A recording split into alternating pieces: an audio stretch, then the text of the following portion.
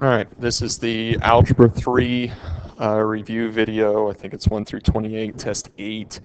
Trying to finish up the questions that kind of came up in order from most needed down to least needed. We made it to question number 11, which if you're looking at it looks something like this. So we got 1 over a plus 3b over 2 plus 4 over x. So we're going to take this in parts, right? This is the first question. You work your way from the bottom up. So we're going to get 2 over 1 plus 4 over x, get a common denominator because we have two fractions we're trying to add together. That's going to give me 2x plus 4 over x, right? That's what I want to substitute in there whenever I go to rewrite this over here. So it becomes 1 over a plus 3b over 2x plus 4 over x. And then the next part that we want to work out is this right here. Okay, so that is 3b over 1 divided by 2x plus 4 over x. So because I can't divide by a fraction, I can multiply by the reciprocal. So the answer becomes then 3bx over 2x plus 4, and this is what I want to substitute in there, bringing me to 1 over a plus 3bx over 2x plus 4. Okay, next part that we want to look at then is this. Okay, we're going to slide this down. Okay, so I have a fraction plus a fraction becomes a over 1 plus 3bx over 2x plus 4. Common denominator here is 2x plus 4. So 2x plus 4 by 2x plus 4. Okay. Let's see, my denominator is 2x plus 4, but my numerator, I have to distribute the a. So I get 2ax plus 4a plus 3bx. That's this answer that I sub in for this. Okay, leaving me with 1 over 1 divided by 2ax plus 4a plus 3bx over 2x plus 4. Okay, multiply by the reciprocal, so I wind up with the reciprocal of what I have, 2x plus 4 over 2ax plus 4a plus 3bx. Let me check my answer here for number 11. 2x plus 4 over 2ax plus 4a plus 3bx. This is my answer. Okay, so it's just taking it one step at a time, work your way from the bottom up, sub back in, right? Look at what the next thing is, okay, and handle it like that. Okay. All right, it looks pretty complicated. It's really not as complicated as it looks, but it might still be one that you want to avoid if you're not sure about it. Number 17 comes up next. Gives you y squared minus x squared equals 49. This is a parabola. Okay. The other one we have is y plus 3 equals 2x. This is a line. So if I'm looking at it, you might look at it like this and be able to identify that I'm going to have two coordinates where these things are going to cross. Easiest thing to do here is just go ahead and subtract 3 so that I have y equals 2x minus 3. Once I know what y equals, I can sub in y equals here into my y squared. So I get 2x minus 3 squared minus x squared equals 49. Now everything is in terms of x. Go ahead and FOIL 2x minus 3. Should give me 4x squared. Let's see, I could get negative 6x plus 9 minus x squared equals 49. Combine some like terms here, 4x squared minus 12x plus 9 minus x squared equals 49. We can subtract an x squared plus from 4x squared. Now to give us 3x squared minus 12x. Let's go ahead and subtract 49. Okay, so we've got 9 minus 49 should give me negative 40. Okay, let's see if I can do that here. All right, so we know that 3, you could do the quadratic formula here, that negative b plus or minus the square root of 4, or sorry, plus or minus the square root of b squared minus 4ac all over 2a. But because 3 is prime, I should be able to get 3x and x. It's got a negative over here, which means I know I've got a plus and a minus to get that negative, where my negative is going to be my larger number.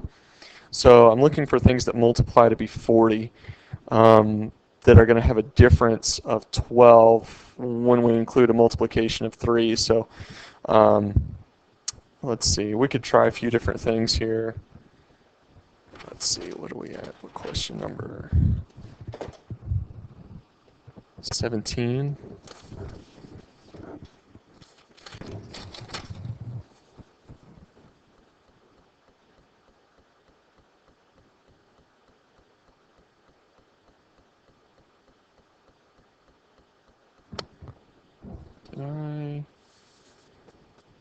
Let me go back here for a second. 17. All right, I see something that I did wrong. It's going to save us a lot of hurt and trouble. For some reason, I wrote 49 there. Should just be 9.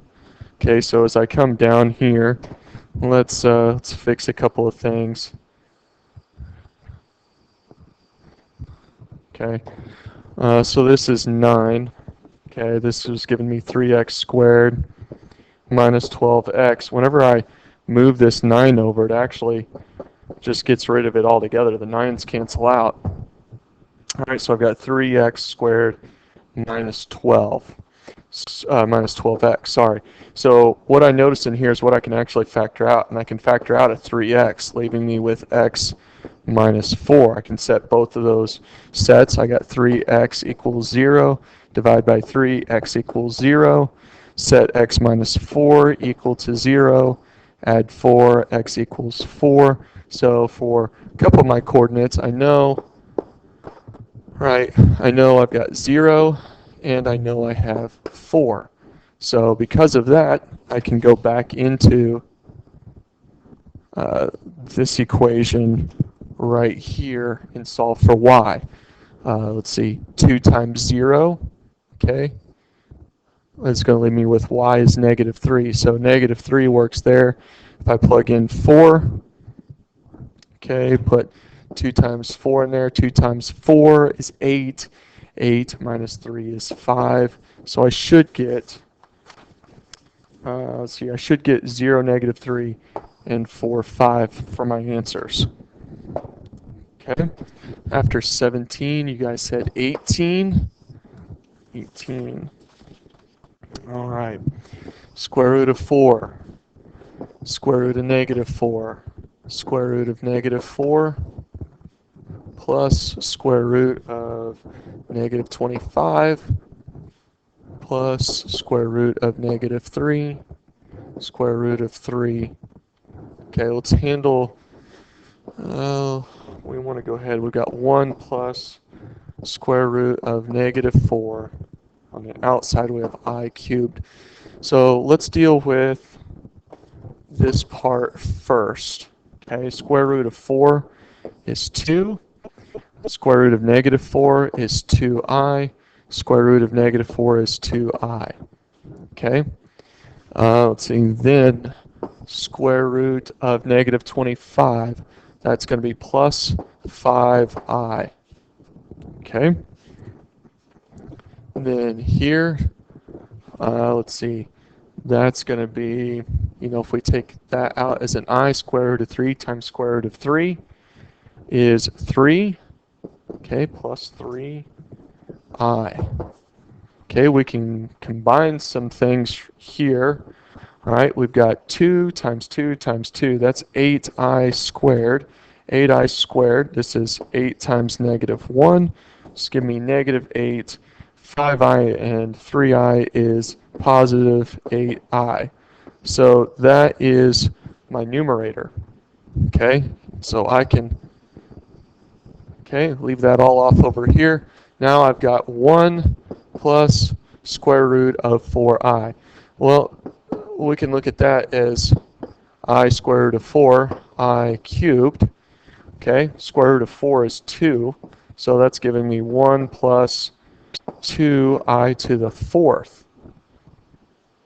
Okay, because I've got this I and this I are all there. I to the 4th is 1, so I'm getting 1 plus 2 times 1. Okay, 1 plus 2 times 1 is 1 plus 2 is 3. Okay, so what I'm left with looks to be negative 8 plus 8I divided by 3. Let's check out number 18 here. Okay, you could rearrange it, but that seems to be my answer right here. Okay, careful on the test if your denominator it comes out to anything other than just a single number like that, you might have to multiply by the conjugate to simplify your answer down again. All right, after 18 was 19. Okay, working through the sixes here. 19. We got f of x equals x squared minus 6x plus 1. We want to find f of x plus h minus f of x. So the first thing that we're going to do is we're going to go through f of x. We're going to put in a set of parentheses everywhere where we see x. Okay, then we're going to put in x plus h in those parentheses. And then we want to subtract f of x. Well, f of x is x squared minus 6x plus 1. I put that in parentheses so I can remember to distribute the negative. Okay. All right, so over here, all right, I have to FOIL that. That's going to get me x squared plus 2xh plus h squared. I have to distribute my negative 6, so that's negative 6x minus 6h plus 1 minus x squared plus 6x minus 1. So now it's a matter of combining like terms or eliminating opposite terms. Like my x squareds cancel out. My 6x's cancel out. My 1's cancel out. Let's see, what else do I have? Looks like I have h squared plus 2xh. Let's see, so that gives me this, and minus 6h. Let's see, this was number 19, 2xh plus h squared minus 6h. So it's a little bit different order, but that's my answer. Okay. All right, number 20. Number 20. How much of a 10% solution? Okay. So 10% solution should be, let's see, how much of a 10% alcohol solution and how much of a 40% alcohol solution, so 0.40y, would need to be mixed together to make 1 liter of a 25% solution. So my 25%, and it's 1 liter. Okay. All right, so one thing we also know that x plus y, whatever those amounts are, equal 1. So you could look at this and you could go ahead and set up a matrix out of this. All right, it would be a 2 by 3 matrix, right? It would solve for x and y. But in lieu of that, in case I didn't want to do that, right, I can solve this without that by saying x equals 1 minus y. Okay, then I can go in and plug it in. So 0.1 times 1 minus y. This is going to solve everything for terms of y, plus 0.4y equals 0.25. Okay, so I got 0.1, because 0.1 times 1 is 0.1, minus 0.1y plus 0.4y equals 0.25. Okay, I got 0.1 plus 0.3, because 0.1, 0.4 minus 0.1 is 0.3y equals 0.25. Okay, subtract 0.1 minus 0.1. Okay, so I got 0.3y equals let's see, 0.15. Okay, divide by 0.3. Okay, we should get y equals 0.5. Okay, so y equals half a liter. So then I can come back up here, and granted this one's fairly easy, but if this is half a liter, x plus 0.5 equals 1. Okay, subtract 0.5 minus 0.5, x also equals 0.5 liters. So 0.5 and 0.5, okay, for those two things. Now you probably want to say half a liter of a 10% solution, half a liter of a 40% solution is going to be the better way to write that out. Okay, all right, number 7. Okay, we're dipping into the 5s. 7, sketch a graph of y equals the absolute value of x. Well, that's a parent function graph. Okay, so parent function of an absolute value is going to look like this. You should include a table of values. Basically, when it's 1, it's 1. When it's negative 1, it's 1. When it's 2, it's 2. When it's negative 2, it's 2. All right, all the way through there. Okay, and then for the other part of 7, where it has y equals 1 over the absolute value of x, right, should give you a graph that's going to look like this. Right, and you can list that with table of values as well for number 7. Okay, you want to be careful when you set these up in your graphing calculator, specifically B. Let me show you what you want to do there. Okay, so we want 1 divided by math, number, absolute value, x, close up your parentheses, graph.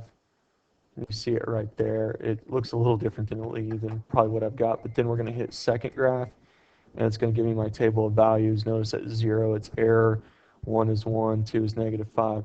Probably want to look on the other side as well, negative 1, 1, negative 2.5, so on and so forth, to give you some fractional values. Okay. All right, after 7 was 10. Okay, 10 wants you to factor 6a, 3n plus 1 minus 42, a to the 5n plus 4. Okay, so 6 is made up of 2 times 3 times a to the n times a to the n times a to the n times a. Okay, 42. 42 you might have to work out. 42 is 2 and 21, 3 and 7. Okay, so I'm going to need all of those. Minus 2 times 3. Notice we share a 2 and a 3. Probably what I'm going to do, because I know my 2 and 3 are positive over there, start off with minus 7, 2, 3, a to the n, a to the n, a to the n. We want 5 of those, 4, 5, and then we need just 4 a's. 1, 2, 3, 4. So now we're looking for what they have in common. Well, they have a 2 and a 3 in common, so I can pull out a 6. Okay. They have 3 a to the n's in common, so that's going to be a to the 3n. They have 1 a in common. Let me get these guys circled too. So that's plus 1. So you'll notice like all of that went, which means I've got to leave a 1 in there so that whenever I FOIL it back in, that I can actually get that. Okay, minus 7, because we're leaving here. Let me change colors here. Okay, minus 7. Okay, we're taking all that. We're going to take this, a to the 2n, plus 3. Okay. All right, let's double check our work here on number 10. 6a to the 3n plus 1 times 1 minus 7a to the 2n plus 3 is my answer. Okay, very easy to do. Just factor it down, break it, split it all apart, then take the parts that go together, set them on the outside, whatever's on both sides, and then whatever's left on either side bring on into the parentheses, leaving them on their individual sides. All right, 14. 14. All right. Let's see. Yeah, you got a 2-column proof here. It's probably going to be a little different in the book. Gives you something like this, where they're telling you if I've got y here, x here, z here, m here. Okay, they tell you they say that xy, okay, is congruent to yz, so that's known. They tell you that my is perpendicular to xz. All right, so okay, statement, reason. Okay, let's look at number 14, what all we want to include in this.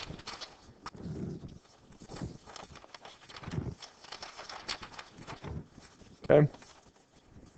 All right, so what do we know? We know that my is perpendicular to xz, given. Okay, good. All right, angles. Okay, we want to say angles ymx and angle ymz are right angles. Okay, how do we know that? Okay, perpendicular lines form right angles. Okay, so now I know that. I know that's a right angle, and I know that that's a right angle. Okay, now I can say, well, triangle ymx and triangle ymz are right triangles. Why? Because triangles with right angles are right triangles. Okay, I know that gets a little crazy with all the hieroglyphics in there and everything. But after that, okay, the next thing I know is that ym is congruent to ym. How do I know that? Well, it's reflexive. Something is equal to itself, it's a reflexive axiom. Okay, I have that right there. Okay, now I can say that triangle ymx is congruent to triangle ymz through the hypotenuse leg congruency postulate. Okay, I think that's what we're looking for here on number 14. Prove that ymx is congruent to ymz. We've done that. Okay, so the first thing you got to do is get them to be right triangles. Next thing after that is you can go ahead and use one of your right triangle congruency postulates, in this case, hypotenuse leg. Okay, that's 14. We're going to look at 15. 15, okay, we have y to the 2 minus b. We've got y cubed to the b plus 1 all over, let's pick a different color here, the cube root of y to the 4b. Okay. All right, so let's work on this first. Okay, we've got y to the 2 minus b, and then we're taking an exponent to an exponent, which means we multiply. In this case, it also means to distribute. So that's 3b plus 3. Okay, 3 times b is 3b, 3 times 1 is 3. All right, now I have this. Okay, I've got the same base being y, I've got exponents, so I add the exponents. So I get y, I've got 3b minus b. Well, that's going to be 2b between these things. And I've got 3 plus 2, so that's 5. Okay, so this is my numerator. Okay, let's come down and look at our denominator where we have the cube root of y to the 4b. Well, in order to get that out, I take the exponent in the radical and divide by the root. So I'm getting y to the 4b divided by 3. Okay, and that's down here. Y to the 4b over 3. Let's see, we're looking at 15. Okay. And now what I can do is I can bring up that negative 4/3 b. Okay, so I'm getting y to the 2b plus 5 times y to the negative 4/3 b. Okay, so what I'm combining here is 2 and 4/3. Well, let's look at 2 for a second as a number over 3, so I can multiply it by 3. That's going to give me 6/3. So I can look at it as y to the 6/3 b plus 5 and y to the negative 4/3 b. Okay, well, 6/3 minus 4/3 is 2/3, so I get y to the 2/3 b plus 5, and this is my final answer. Okay, hopefully that makes sense. You can follow that work. Okay, after 15, looks like we're finally moving down to the 4s. First off with number 3. Number 3. Okay, I give you f of x equals, we have square root of x minus 5 over x squared minus 6x minus 7. We want to find the domain. Rule number 1, okay, square root. Whatever is in here has to be greater than or equal to 0. Okay, rule number 2, whatever's down here cannot be equal to 0.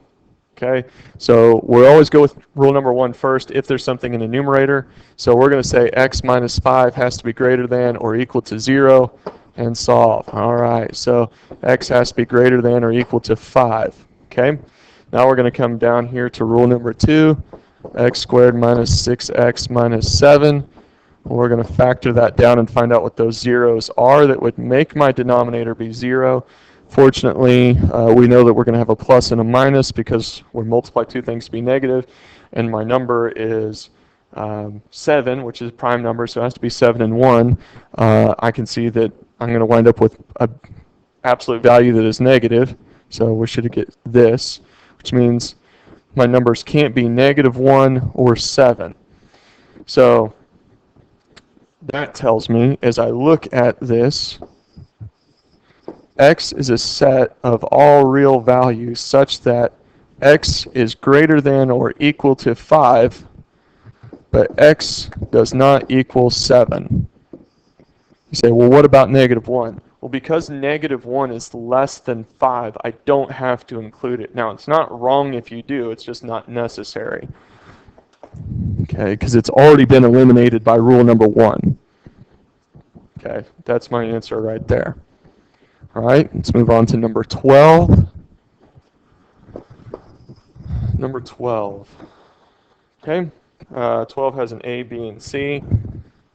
All right, A, we got log base x 27 equals 3. We're going to move this all to exponential form, so the x comes up, 3 becomes the exponent, equals 27. So we're going to cube root this. So the cube root of 27, I believe, is 3. So x equals 3 there. Okay. Let's do b in a different color.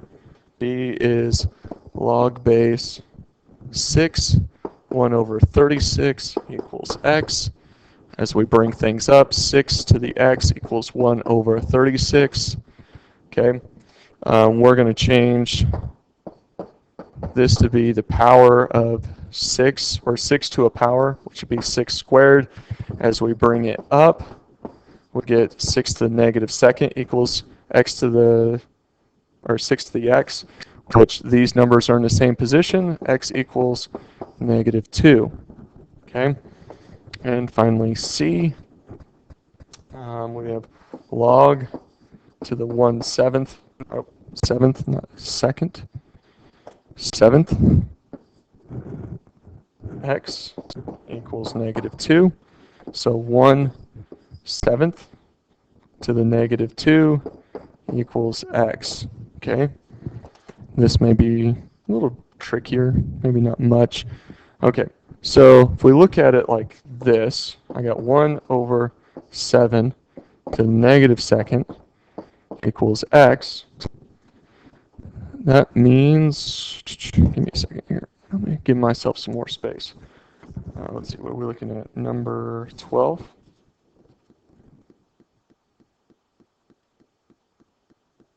Am I looking at that right? Okay.